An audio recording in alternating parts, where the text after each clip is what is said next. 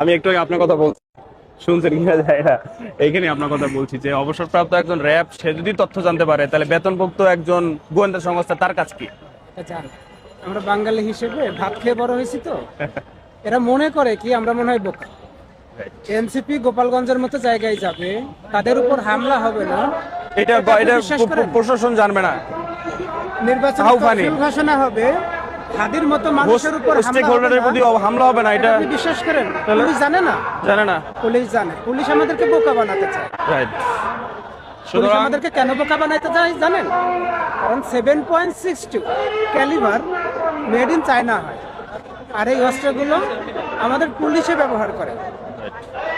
এখন যখনই আপনি জানতে চাইবেন 7.62 যেগুলো থানা থেকে উধাও হয়েছিল, থানা থেকে যে অস্ত্রগুলো চুরি হয়েছিল, শুরু হয়েছিল, চিন্তা করে নেওয়া হয়েছিল। সেই অস্ত্রগুলো কই আপনি স্বরাষ্ট্র উপদেষ্টার কাছ থেকে এর উত্তর পাবেন না।